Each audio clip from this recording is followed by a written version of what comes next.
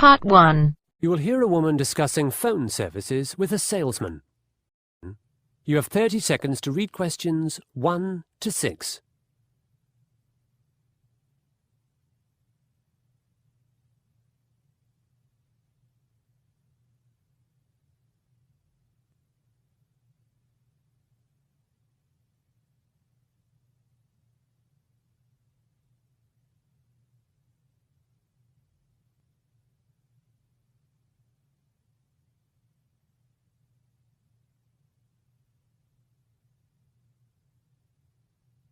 Good morning. May I help you, ma'am? I'm reading one of your brochures on wireless services since I'd like to get the internet at home. I wonder if you could tell me about some different deals. Certainly. First of all, do you have any packages that are wireless and mobile phone combined? I'm afraid we don't. That's a pity. You may like to know that from next week we're starting a deal whereby anyone who signs a phone contract for 18 months gets a brand new smartphone. That way, the internet is with you all the time on your phone and not just at home on your computer. How does that sound? I'm sure lots of people will jump at it, but I don't want the internet with me all the time. I don't need a fancy phone. I need to be contactable for work. I'm a postgrad student, and I support myself with relief teaching. I need to send a few texts and make a couple of calls a day, but that's all. A basic phone and prepaid monthly vouchers suit me. As you please. Also, my friend bought a smartphone recently, dropped it and shattered the glass screen. To get the screen replaced, she's going to spend $300. Well, $300 is almost my annual phone budget. Yes, you do have to be careful with smartphones. However, for just a few dollars a week, we also offer insurance against damage or theft. That might be worth considering. Thank you for the offer, but I'm sticking to my cheap phone that I've dropped a dozen times but still keeps working. Before you listen to the rest of the conversation, you have 30 seconds to read questions 7 to 10.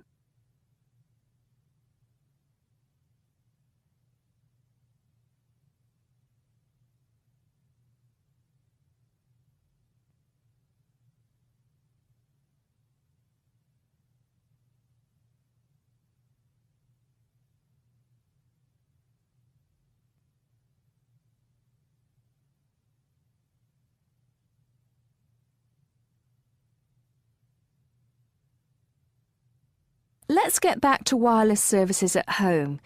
I've brought my laptop and I'd like to see if your modems are compatible. We've got a comprehensive range of modems, so I'm sure we'll find something. What operating system do you have? OS X 12.5. I'll just check that. Sorry, it's OS X 12.9. Yes, several of our modems will work with that.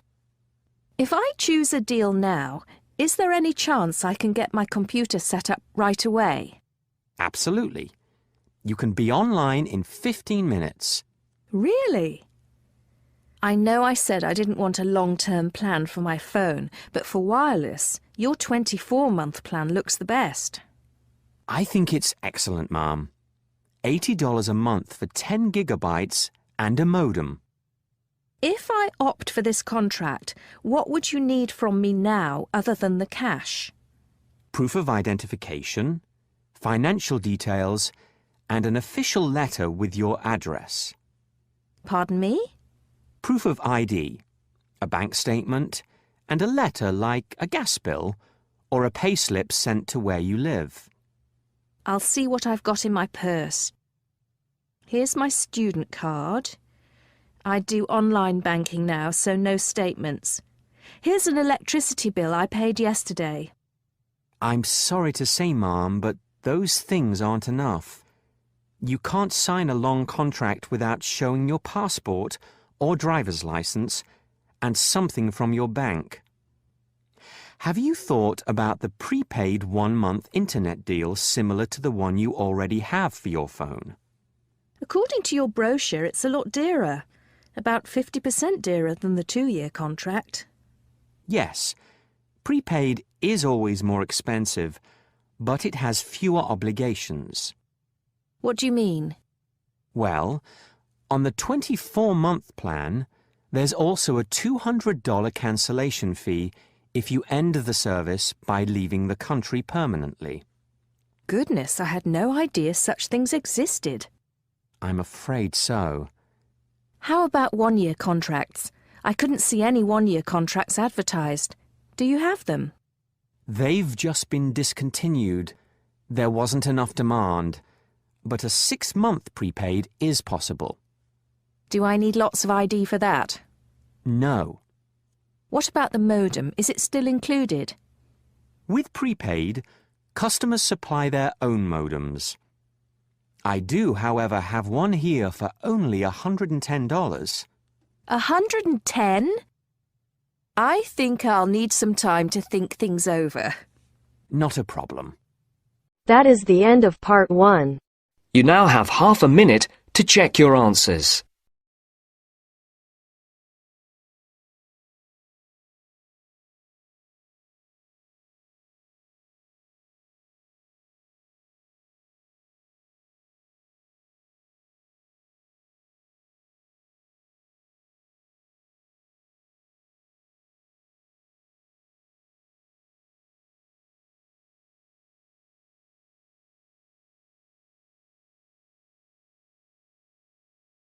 Now turns to part 2. Part 2. You will hear a man being interviewed about running a small business. Before you listen, you have 30 seconds to read questions 11 to 15.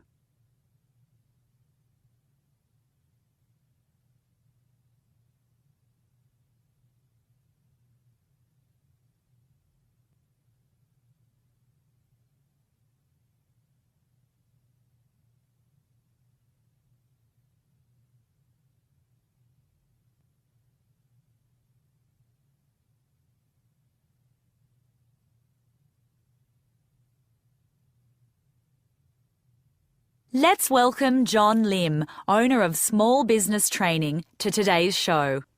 Nice to join you. First of all, I've heard you've got triplets, John, as well as a growing business.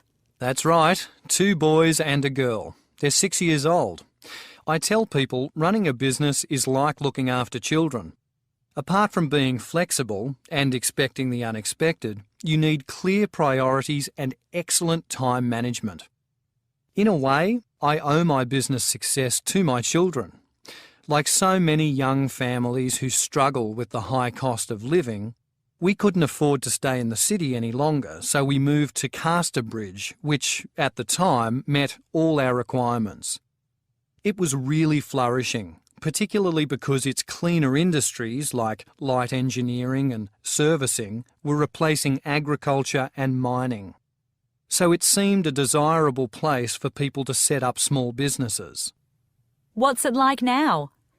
Unfortunately, the last 3 years have been pretty tough due to the downturn in the economy.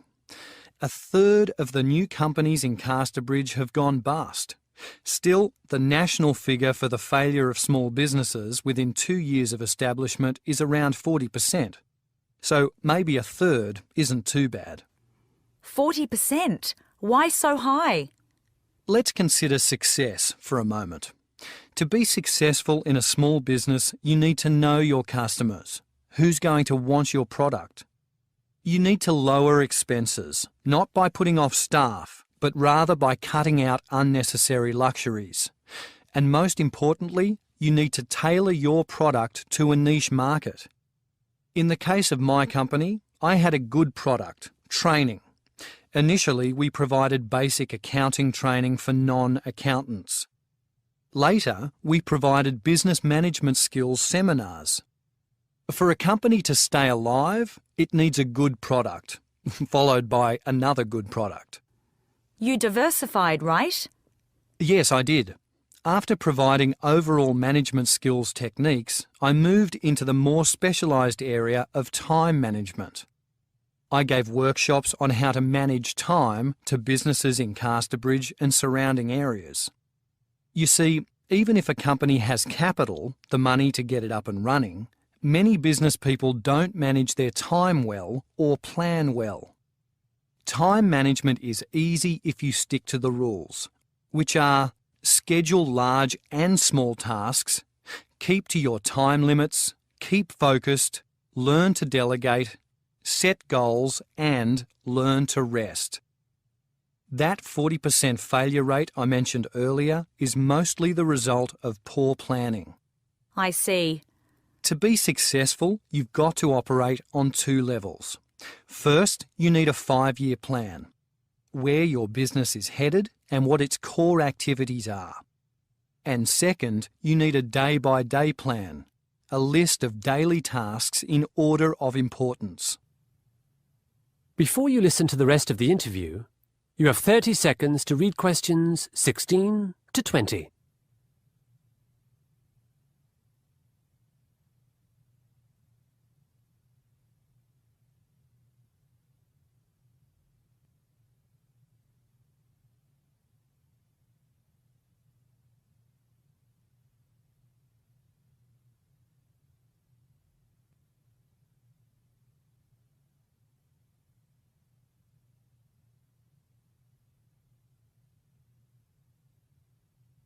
When I spoke to you before the show, you said you were branching out once again. That's right. I've recently sold the management and training parts of my business, and now I'm into research and counselling.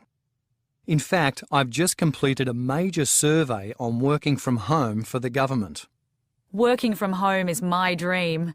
Really? Wait till you hear the statistics. 6 out of 10 respondents to our survey said their efficiency was lower at home than in an office. 5 out of 10 people we surveyed worked many more hours each week than they would in a conventional office. It's all too easy to check your emails after dinner rather than scheduling them into acceptable working hours. And 4 out of 10 people in our survey suffered from loneliness. Loneliness? Perhaps they miss the office gossip or haven't got a pet to talk to. Seriously though, many of us need to socialise because, on the whole, humans are gregarious creatures. Tell me about your counselling work. I'm helping people who've gone bankrupt. As you probably know, this is a dreadful experience, both financially and emotionally. It's one time when you really do need a good accountant so you can come out with something. Indeed. Also, here's a tip. It may sound odd, but if your business does go bankrupt, take a holiday. Have a week in Bali. Or if you can't afford that, head off to a lake, a beach, or a national park. And then shrug your shoulders and go on. Life goes on. Yes, it does. Many thanks for your insights, John. That is the end of part 2. You now have half a minute to check your answers.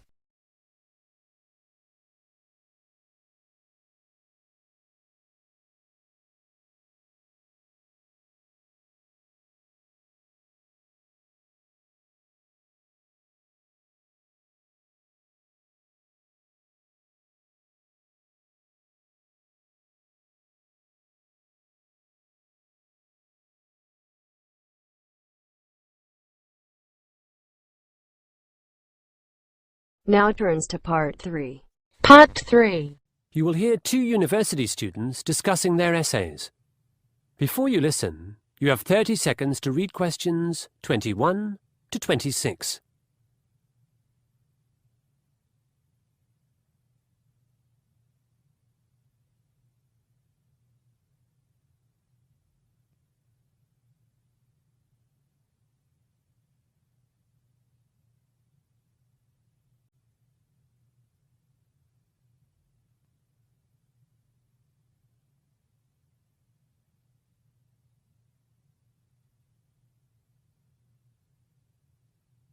How's it going, Sue? Pretty well, except that I'm almost asleep on my feet. I was up until 2 a.m. finishing my essay. Me too. However, I've still only written 1,800 words, and we're meant to hand in 2,500. I've no idea where I'm going to get another 700 from.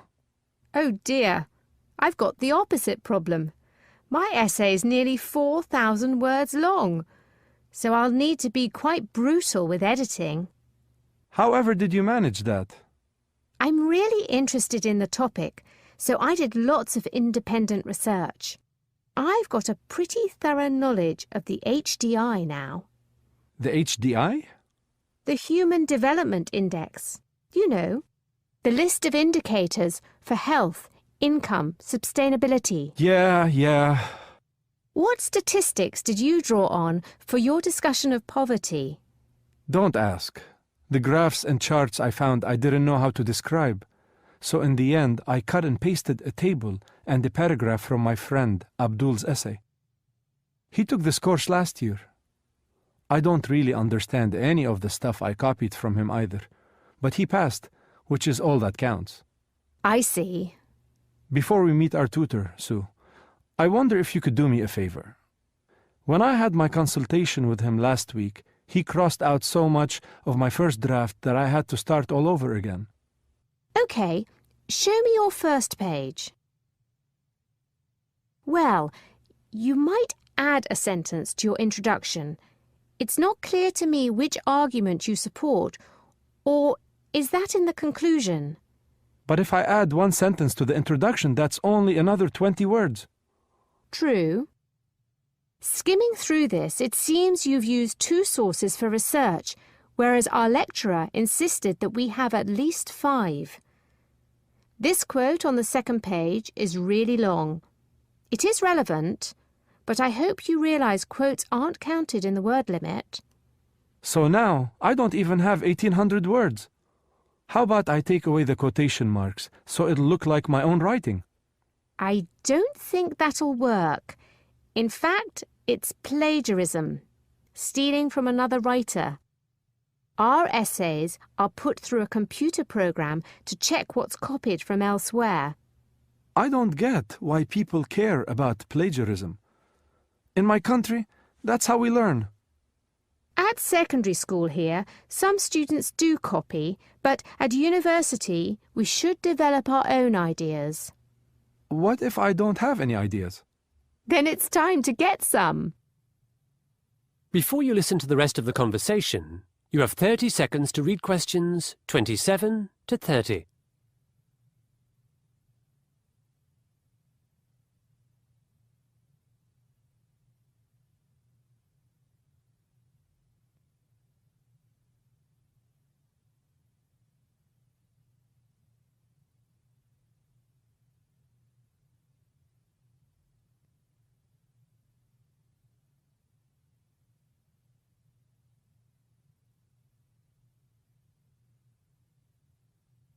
What shall I do about this long quote, Sue?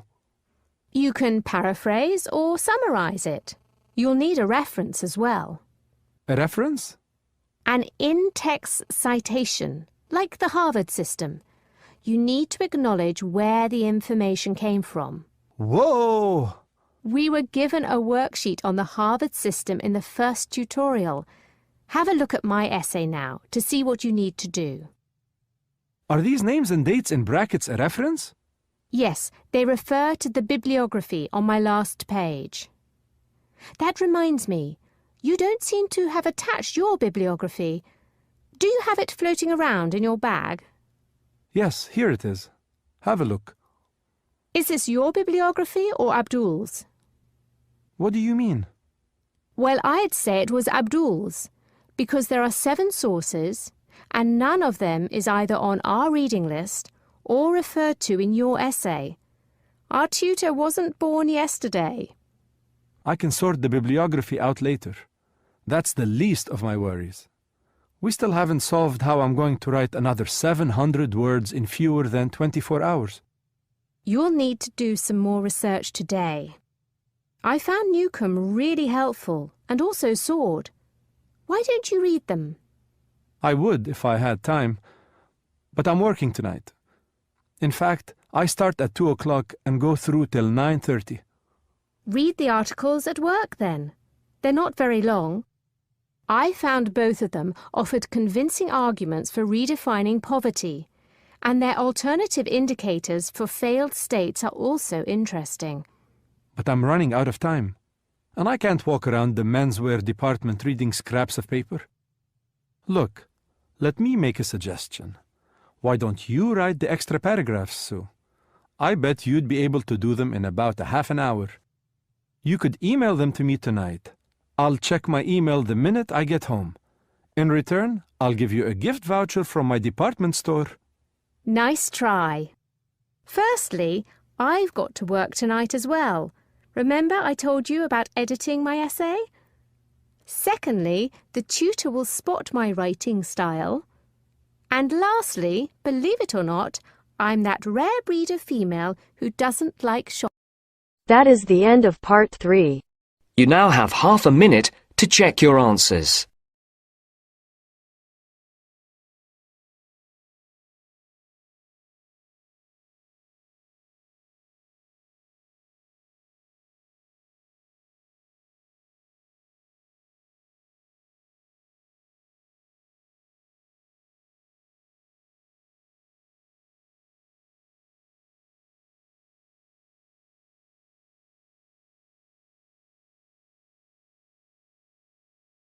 Now turns to part 4. Part 4. You will hear a lecture on desalination. Before you listen, read questions 31 to 40.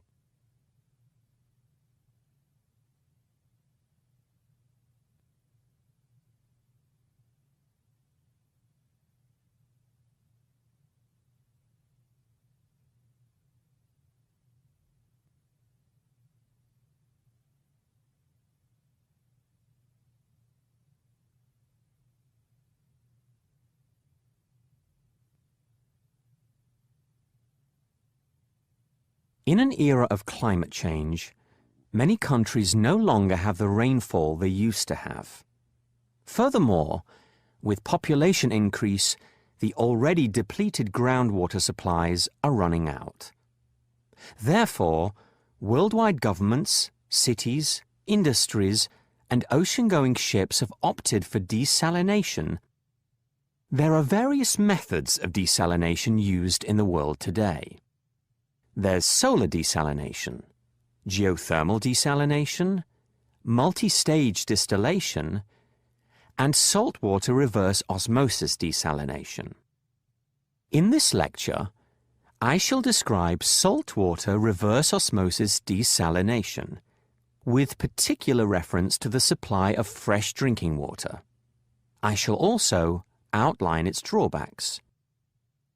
Desalination is the process of removing salt and other minerals from water molecules, making it potable or ready for drinking. In reverse osmosis desalination, seawater is purified by being forced at very high pressure through a membrane, a kind of skin. The solid waste and bilge are separated out, and the water sent on to the consumer.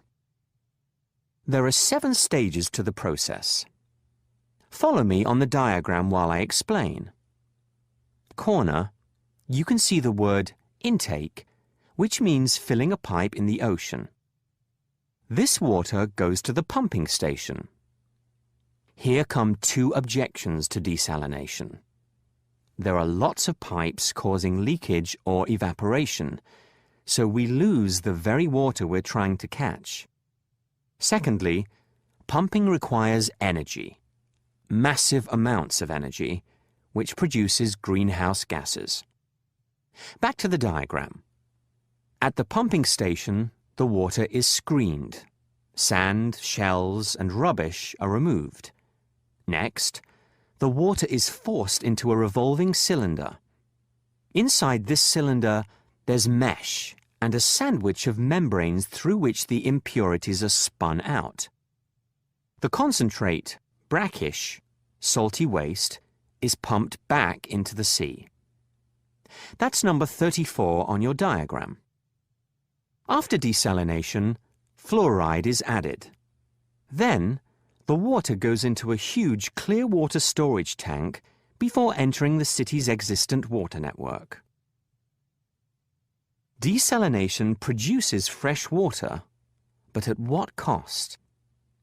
The organization Food and Water Watch found desalinated water to be the most expensive form of fresh water available, costing 5 times as much to harvest as other sources.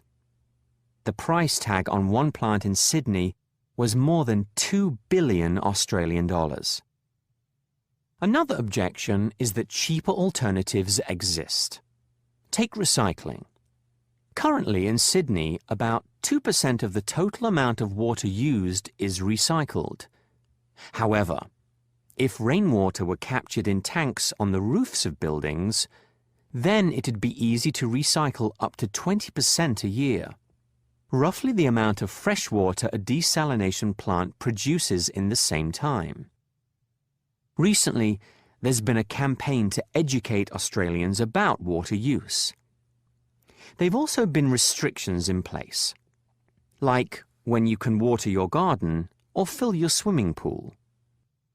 With just these two things, education and restriction, Sydney residents use 10% less water in the past 5 years than in the 5 preceding. As I've said, desalination plants require excessive energy, but there's another problem. They flood the ocean with waste. In Sydney, up to 1.5 billion litres of concentrate go into the Pacific Ocean daily. And perhaps even more alarmingly, there's a problem at the intake end too. Marine biologist Sylvia Earle has commented on the hidden environmental cost of desalination by claiming that ocean water is filled with living creatures, and most of them are lost in the process of desalination. You might be asking, why were desalination plants built in the first place? Probably because water could be even scarcer in the future. And it's easier to build big projects than to persuade millions of homeowners to recycle. That is the end of part 4. You now have half a minute to check your answers.